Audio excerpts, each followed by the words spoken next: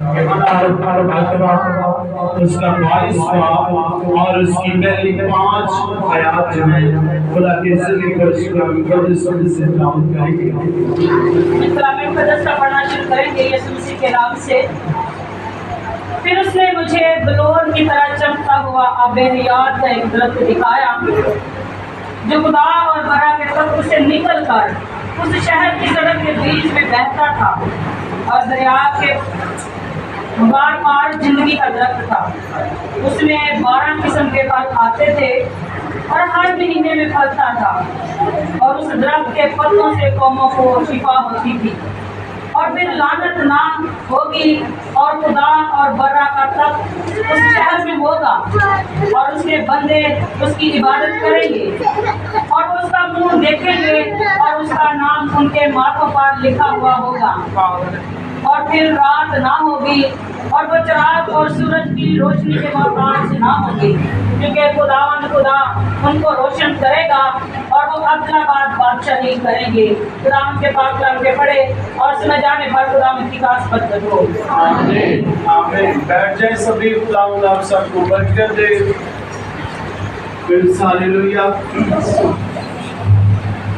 ہم خدا کی زندگی اور سلام کے لیے شکر گزاری کرتے ہیں کہ خدا کا کلام جب بھی اور جس بھی روح میں آتا ہے وہ اپنا اثر دکھا کے رہتا اور کبھی بے تاثیر واپس نہیں لوٹتا، بلکہ یہ بہتروں کی زندگی کے لیے یہ شفاعت کرتا ہے، یہ راستوں کو ہموار کرتا ہے، اور یہ کلام ہی ہے جس کو ہم اپنی زندگیوں کے اندر جب لیتے ہیں تو یہ ہمیں خوشی اور شادمانی بخش دیتا۔ ہاللیلویہ ہاللیلویہ۔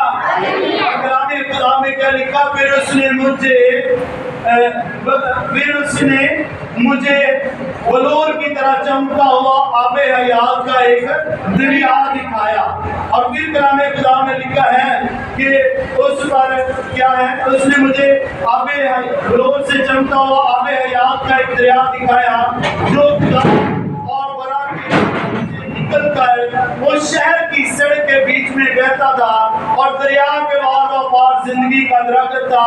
اس میں 12 قسم کے پھل آتے اور ہر مہینے میں وہ کیا کرتا تھا؟ پھلتا تھا۔ اور پھر کلام خدا میں لکھا اس درخت کے پتوں سے کیا ہوتی تھی؟ قوموں کو شفا ہوتی تھی۔ ہاللیلویہ۔ آج کیا ہے؟ آج جب ہم اس درخت کے اوپر غور کرتے ہیں تو وہ درخت ہے خدا کا بیٹا یسوع مسیح۔ ہاللیلویہ۔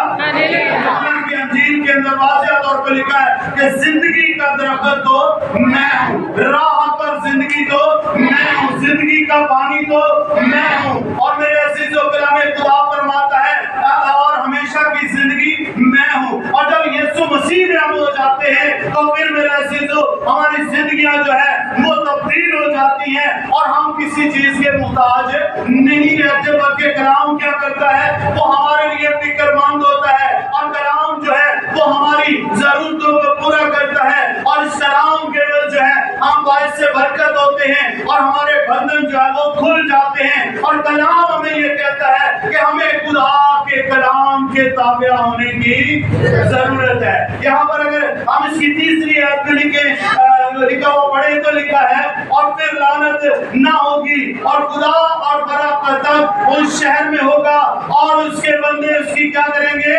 عبادت کریں گے۔ ہاللیلویہ۔ آج اس طرح ہم عبادت کر رہے ہیں، وہاں پر بھی جب ہم خدا کے کلام کے تابع ہو جائیں گے تو جب ہم خدا کے تخت پر جائیں گے تو وہاں پر بھی ہم کیا کریں گے؟ عبادت کریں گے۔ خدا کے لوگوں کے ساتھ مل کر ہم خدا کے نام کی ستائش کریں گے، اور پھر لکھا ہے وہ اس کا منہ دیکھیں گے اور اس کا نام ان کے ماتھوں پر لکھا ہوا ہوگا، اور پھر وہاں پر رات نہ ہوگی اور وہ چراغ اور سورج کی روشنی کے محتاج نہ ہوں گے۔ جب ہم خدا کے کلام کے تابع رہے ہوں گے تو پھر ہمیں ایسی روشنی کی ضرورت نہیں پڑے گی جس کے لیے کئی بار ہم ڈرتے ہیں کہ جنریٹر کی تیاری رکھتے ہیں کہ شاید لائٹ چلے جائے تو ہم کیا کریں؟ جنریٹر چلائیں تاکہ ہمیں روشنی ملے اور ہم ایک اچھے طریقے سے خدا کی عبادت کر سکیں۔ میرے عزیزوں پھر وہاں پر ان چیزوں کی ضرورت نہیں ہے، وہاں پر خدا کیا کرے گا؟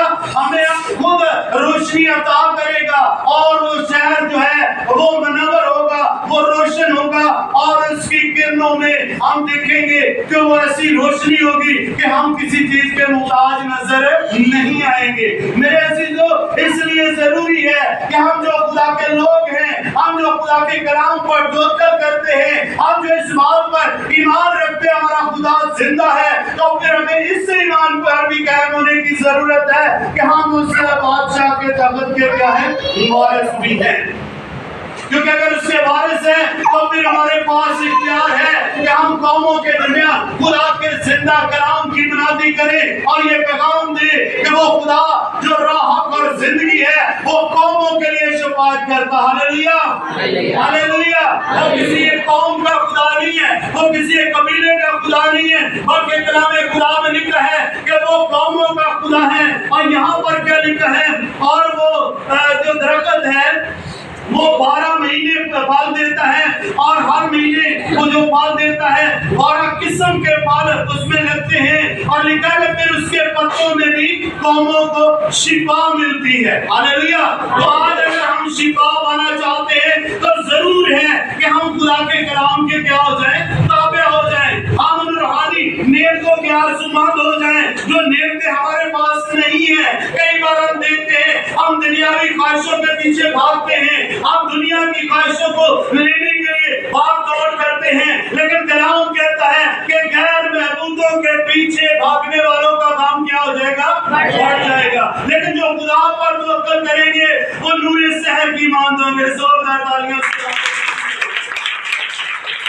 फिर हम किसी चीज के मुताज नहीं रहेंगे, लेकिन जो और महबूदों के आगे झुकते हैं उनके काम क्या हो जाते हैं, बढ़ जाते हैं और खुदा उनके साथ नहीं होता।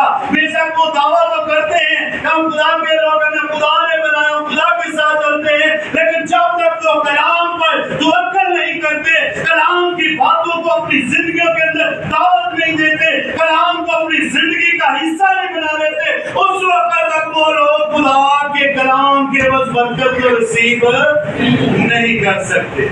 और कलाम हमें क्या फरमाता है, मैंने जिंदगी और मौत, बरकत और लानत इनको मैंने तेरे सामने रख दिया है। खुदा हमारी जिंदगी का फैसला नहीं करता। अगर खुदा हमारी जिंदगी का फैसला करता तो आज हम यहाँ पर ना होते, बल्कि हम कब्रों के अंदर होते। आमीन। क्योंकि कोई बदकार जो है वो खुदा की नजर में ठहर नहीं सकता। कोई बदकार जो है वो खुदा की नजर में ठहर नहीं सकता। खुदा की जात क्या है, पाक है, और कलाम कहता है कि वो गुनाहगार को देख नहीं सकते। और मेरे अजीजों, इसीलिए खुदा जो है वो हमारी जिंदगी का जो फैसला है वो हम पर छोड़ता है। वो खुद से इंसाफ नहीं करता कि वो एकदम अगर इंसाफ करे तो फिर हम कोई भी यहाँ पर कायम नहीं रह सकते। वो क्या कहता है, मैंने जिंदगी और मौत, बरकत और लानत ये चीजें तेरे सामने रख दी हैं। अगर तू जिंदगी पाना चाहता है तो फिर लाजिम है कि तू अपने गुनाहों से तौबा करे। आमीन। और जब हम अपने गुनाहों से तौबा करते हैं तो कलाम कहता है, बाइबल मुकद्दस हमें ये तालीम देती है कि जब हम अपने गुनाहों से तौबा करते हैं तो फिर हम पर क्या आ जाते हैं, ताजगी के दिन आते हैं, हम तरोताजा हो जाते हैं, हमारी हड्डियां जो है वो ताजगी को रिसीव करती, कुव्वत पाती हैं। लेकिन मेरे अजीजों, लेकिन जब हम अपने गुनाह से तौबा नहीं करते, हम लानत के अंदर चले जाते हैं। और कलाम हमें ये सिखाता है कि गुनाह की मजदूरी क्या है, मौत है। जब हम पर गुनाह हुक्मरान हो जाता है तो गुनाह हमें मौत की तरफ ले जाता है। फिर हम जिंदगी के वारिस नहीं है, फिर हम मुस्तक़बिल के वारिस नहीं है, बल्कि हम क्या है, हलाकत के पसंद है। और जब हम हलाक हो जाते हैं तो फिर हमें जो है कोई भी ऐसी बरकत की हम उम्मीद नहीं रख सकते जो हमें खुदा पर भरोसा रखने से मिलती है।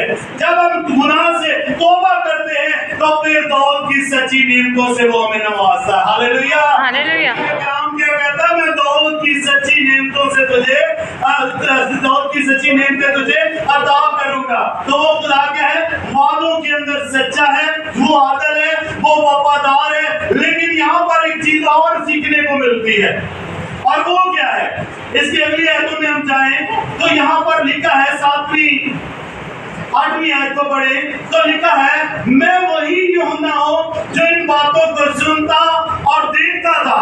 और जब मैंने सुना और देखा तो जिस फरिश्ता ने मुझे ये बातें दिखाई, मैं उसके पांवों पर सजदा करने को गिरा। और कलाम क्या कहता है, दाऊद के ज़बूरों के अंदर लिखा है कि तूने इंसान को फरिश्तों से कुछ ही कमतर बनाया है। आमीन। मेरे अजीजों, जब हम कलाम में से देखते हैं तो यहाँ पर क्या लिखा है? यहाँ पर लिखा है, यूहन्ना कहता है कि मैं इन बातों को सुनता और देखता था, और जब मैंने सुना देखा तो जिस फरिश्ता ने मुझसे ये बातें दिखाई, मैं उसके पांव पर सजदा करने को गिरा। लेकिन आगे से जवाब क्या है? 9वीं आयत के अंदर लिखा, उसने मुझसे कहा, खबरदार ऐसा ना कर, मैं भी तेरा और तेरे भाई नबियों और इस किताब की बातों पर अमल करने वालों का हम खिदमत हूँ, खुदा ही को सजदा कर। हालेलुया। जोरदार तालियां। और हम जब इस बात पर गौर करते हैं तो जब और जगह पर हम सजदा करते हैं तो इसका मतलब है हम क्या करते हैं? खुदा की नाफरमानी करते हैं। अगर खुदा का फरिश्ता ये अपने बंदा को कह रहा है कि तू मुझे सजदा ना कर, तो फिर उससे बड़ा कोई और हो नहीं सकता।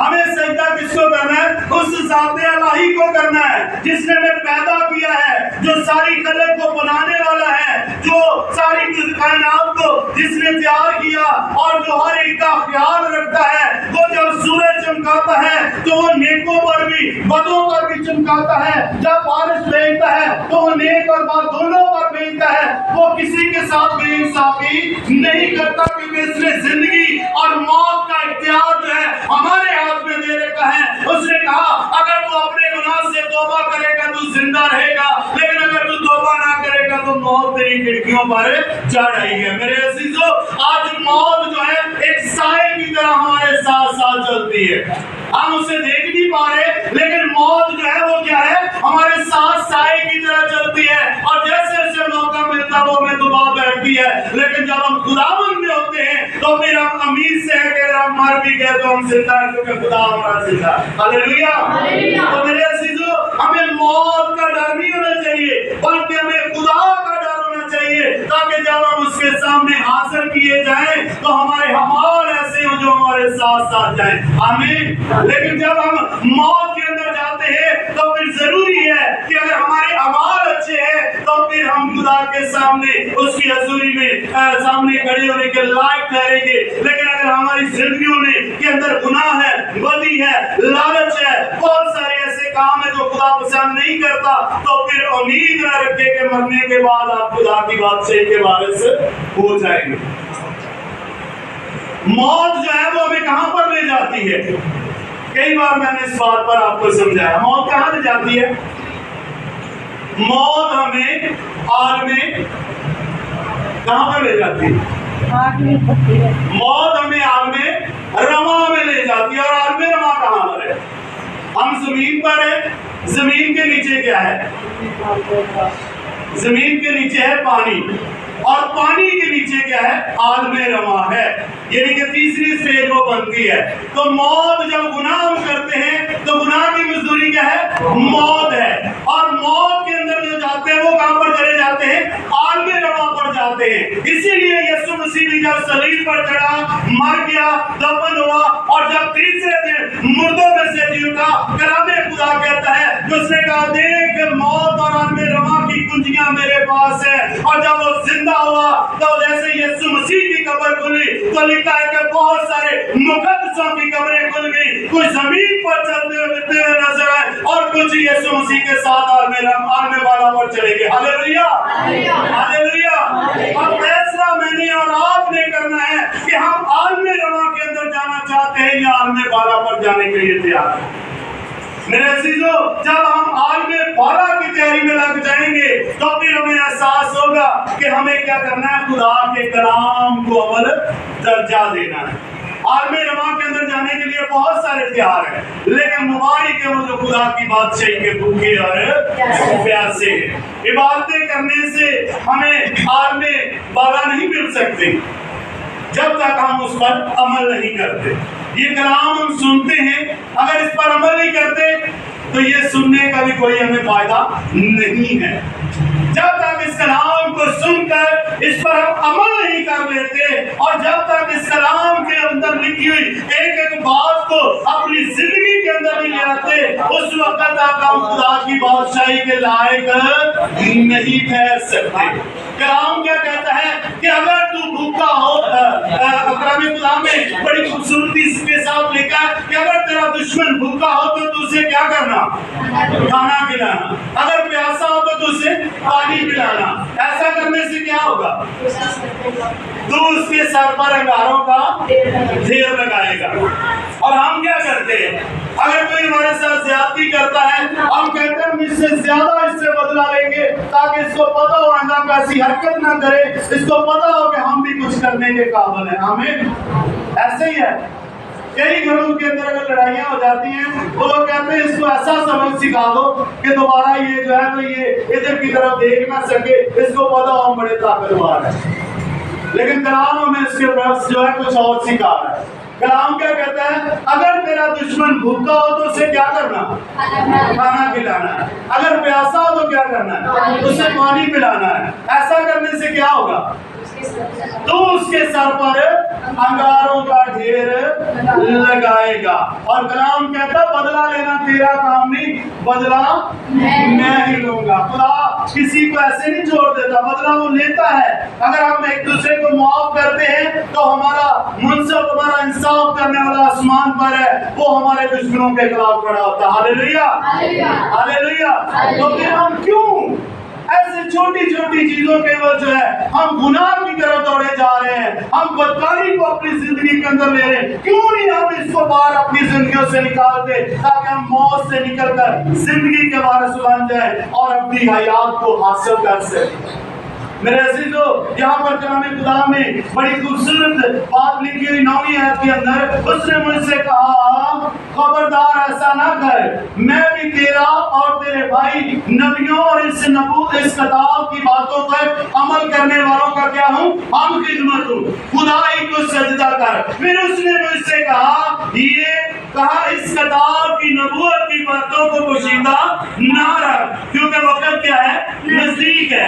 جو برائی کرتا برائی بھی ہی کرتا جائے اور جو نجس ہے وہ نجس ہی ہوتا جائے اور جو راست باز ہے وہ راست بازی کرتا جائے اور جو پاک ہے وہ پاک ہی ہوتا جائے. ہاللیلویا. آج ہمیں فیصلہ کرنا ہے کہ اگر تو گناہ کرتے ہیں ہم اس کو کوئی ایسی اہمیت نہیں دیتے، ہم کہتے ہیں گناہ کے اندر کچھ نہیں ہے تو پھر کرتے جائیں، موت آپ کے انتظار میں. لیکن کلام کہتا ہے، کلام ہمیں سکھا رہا ہے جو پاک ہے وہ پاک ہی بولتے جائیں اور میرے عزیزوں جو راست باز ہے وہ راست بازی کرتے جائیں تاکہ ہم زیادہ برکت کے وارث ٹھہریں. اور راست بازی کیا چیز ہے؟ راست بازی یہی ہے جب ہم ایک دوسرے سے محبت سے پیش آتے ہیں، جب ہم ایک دوسرے کے لیے فکر مند ہوتے ہیں. کئی بار ہم دیکھتے ہیں ہم کسی کا گناہ دیکھ کر ہم اس پر تہمت لگاتے ہیں، الزام لگاتے ہیں، تو یہ بھی اچھی بات نہیں. کلام کیا کہتا ہے؟ اگر تو کسی گنہگار کو دیکھتا ہے تو اس کے لیے دعا کر تاکہ وہ بدلے اور وہ خدا کی حضوری میں آئے. ہاللیلویا. اگر ہم الزام تراشی کرتے ہیں تو کلام خدا متی کی انجیل کے اندر واضح طور پر لکھا اگر تو اپنے بھائی کی آنکھ پر تنکے کو دیکھتا ہے تو اپنی آنکھ کے شقیق پر غور کیوں نہیں کرتا؟ میرے عزیزو، ہم دوسرے کی طرف انگلی اٹھانا پسند کرتے ہیں. شاید ہم سمجھتے ہیں کہ ہم اس سے بڑے ہیں لیکن کبھی بھی ہم نے اپنے آپ پر غور نہیں کیا. اگر ہم اپنی زندگی پر غور کریں تو ہماری اپنی زندگیوں میں ایسے 100 گناہ ہمیں نظر آئیں گے کہ شاید اس سے زیادہ ہماری اپنی زندگی کے اندر گناہ ہو لیکن ہم دوسرے پر انگلی اٹھانا زیادہ پسند کرتے ہیں. آج ہمیں ضرورت اس بات کی ہے کہ اگر ہم پاک ہونا چاہتے ہیں، اگر ہم راست بات چاہنا چاہتے ہیں تو پھر ہمیں ایسے کاموں سے کنارہ کرنا ہے اور راست بازی کا وقت لگا کر پاؤں میں صلح کی جوتی کی خوشخبری کے جوتے پہن کر ہمیں اپنے خدا کی مرضی کو پورا کرنا ہے. اور پھر واقعی جب ہم خدا کے ساتھ چلیں گے تو پھر ہم اس شہر میں داخل ہوں گے اور اس کے بندوں کے ساتھ مل کے عبادت کریں گے. اور لکھا ہے پھر ہم اس کا منہ بھی دیکھیں گے اور اس کا نام ان کے ماتھوں پر لکھا ہوگا اور پھر رات نہ ہوگی اور وہ چراغ اور سورج کی روشنی کے محتاج نہ ہوں گے. یہ کلام کے وعدے. آج میرے عزیزوں ہمیں اپنی زندگی پر غور کرنے کی ضرورت ہے آج ہمیں اس بات پر ایمان رکھنے کی ضرورت ہے کہ جو کچھ میرے اور آپ کے پاس ہے وہ ہماری محنتوں سے نہیں ہے۔ کئی بار ہم کہتے ہیں نا کوئی بھی چیز حاصل کر دے وہ ایک کچھ ایسی تو بڑی محنت نہ لگتا ہے چیز حاصل کی، تو خدا کے کلام میں لکھا ہے تو مجھ سے جدا ہو کر کچھ حاصل نہیں کر سکتے۔ کئی ایسے لوگ بھی ہیں جو لاکھوں روپے کی جائیداد بنا لیتے ہیں لیکن کوئی ایسی مصیبت پڑنے سے وہ سب گناہ ہو جاتی ہے اور لاکھوں سے بھی لاکھوں کے اندر آ جاتے ہیں۔ لیکن ہمیں خدا کے کلام کے مطابق جو ہے، خدا کے کلام کے روز جو ہے اپنے آپ کو تبدیل کرنا ہے۔ جب ہم خدا کے کلام کے تابع ہو جائیں گے تو جو برکتیں خدا ہم کو دے گا اسے کوئی دنیا کی طاقت ہمیں چھین نہیں سکتی۔ جنہیں خدا نے دیا ہے انہیں اس سے کوئی حاصل ہے واپس لے نہیں سکتا۔ اور خدا ایسا نہیں ہے کہ اگر وہ آپ کو دے اور آپ بدکاری گناہ کرتے ہیں تو وہ ناراض ہو جائے کہ لے میری برکت مجھے واپس دے۔ خدا ایسا نہیں کرتا۔